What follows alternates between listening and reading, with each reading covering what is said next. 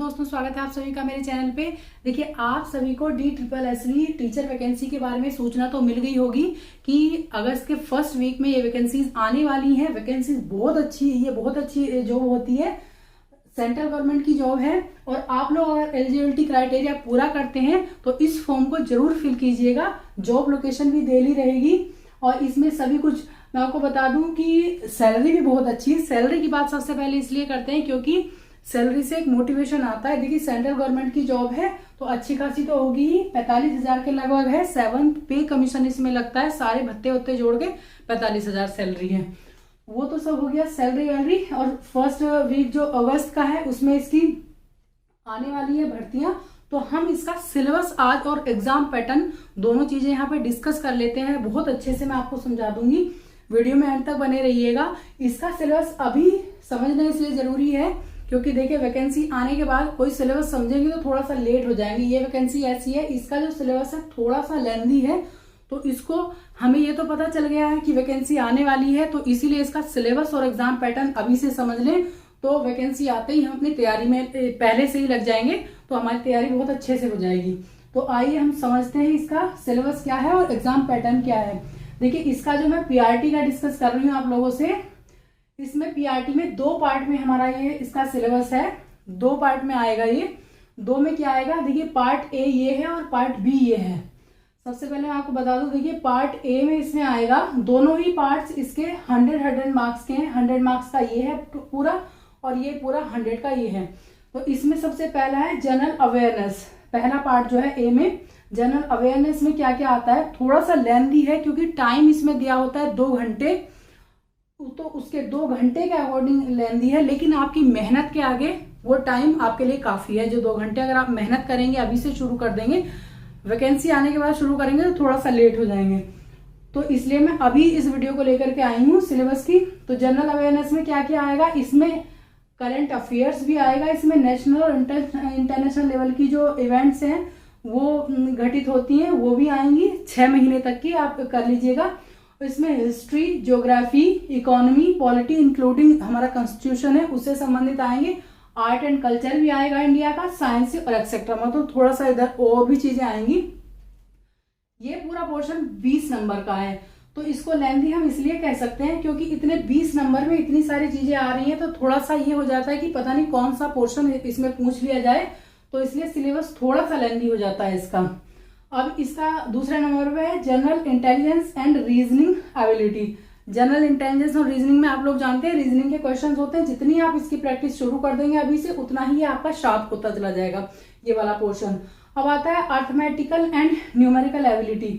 अगर आपका मैथ्स बहुत ज्यादा कमजोर भी और अभी से आप शुरू करेंगे प्रीवियस ईयर के क्वेश्चन पेपर लगाना, उसमें एक ही पैटर्न के रोज के आप अगर 5-5 क्वेश्चन हर पैटर्न के लगा के कम से कम 20-25 क्वेश्चंस रोज अगर आप इसकी तैयारी करेंगे तो आपका आराम से आप 20 नंबर का कवर कर लेंगे जब तक एग्जाम डेट आएगी। एग्जाम डेट की बात हम इसलिए करते हैं क्योंकि DSSB जो फॉर्म भरने की लास्ट डेट होती है उससे मुश्किल से 1 महीना देता है और एग्जाम कंडक्ट करा देता है। तो इसीलिए ये सब कुछ तैयारी अभी करनी जरूरी है।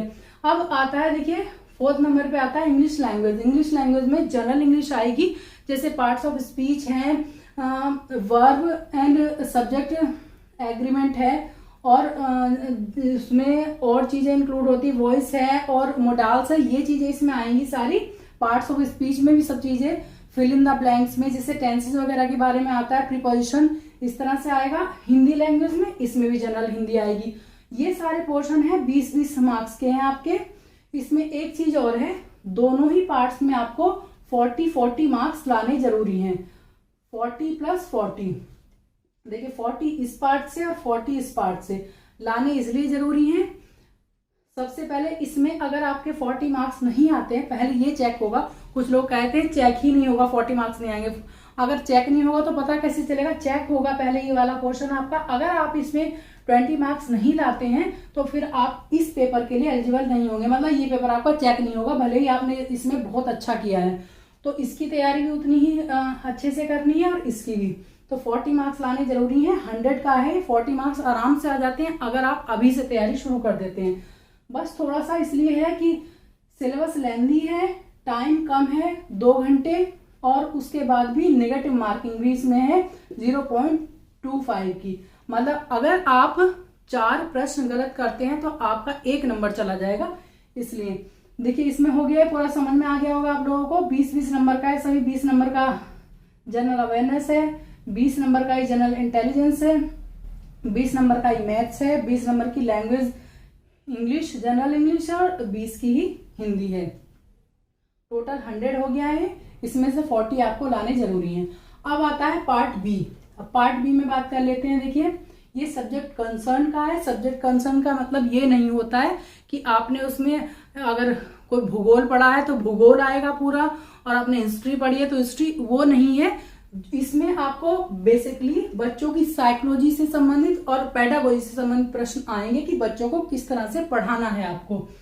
इसमें क्या क्या आएगा देखिए, सब्जेक्ट कंसर्न का है MCQs of 1 mark each from the subject concern, teaching methodology, BLED, DED, NTT, JBT। जो भी आप लोगों ने टीचर ट्रेनिंग मतलब एलिमेंट्री एजुकेशन में टीचर ट्रेनिंग कोर्स किया है उससे संबंधित आप लोगों से प्रश्न पूछे जाएंगे।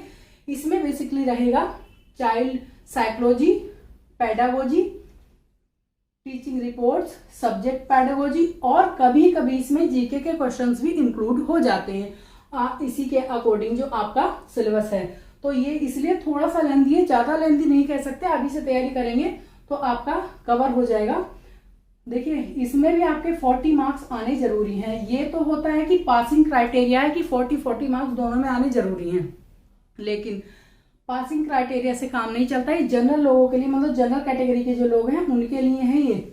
इतना तो लाना जरूरी ही है, इसके बाद मेरिट बनती है, मतलब इससे ज्यादा आपको लाने जरूरी है। तो आप लोग अपना टारगेट ऊपर का इससे करके चलिएगा, तभी आपके पूरे आ पाएंगे। और इसमें एक चीज और है कि इसमें अगर मान लिया आप लोगों के 40 मार्क्स आ गए हैं, मतलब 80 मार्क्स दोनों में हो गए, तो उससे मेरिट नहीं, थोड़ा सा और ऊपर आएंगे तब आपकी मेरिट बनेगी। इसमें ये पूरा, ये भी अकेला 100 मार्क्स का है पूरा, और ये 100 मार्क्स का है, तो दोनों 200 मार्क्स का हो गया है। इसमें इस तरह से प्रश्न आएंगे। इसकी जो पेडागोजी है वो कुछ लोग कहते हैं कि CTET की तरह से, CTET से थोड़ी सी डिफरेंट है इसकी जो पेडागोजी है, क्योंकि ये 100 मार्क्स का आएगा इसलिए थोड़ा सा डिफरेंट है। चाइल्ड साइकोलॉजी जो कि आप लोगों ने अपने टीचर ट्रेनिंग कोर्स में पढ़ी होगी, वो चाइल्ड साइकोलॉजी आएगी, कुछ अलग से नहीं आता है, आता वहीं से थोड़ा सा लेवल उसका अप हो जाता है क्वेश्चंस का। और इसमें पेडागोजी आएगी, वही मतलब बच्चों को किस तरह से हम पढ़ाएं, किस तरह से उनको चीजों को अर्जित करने में हेल्प करें, ये चीजें आप लोगों से पूछी जाएंगी इसमें।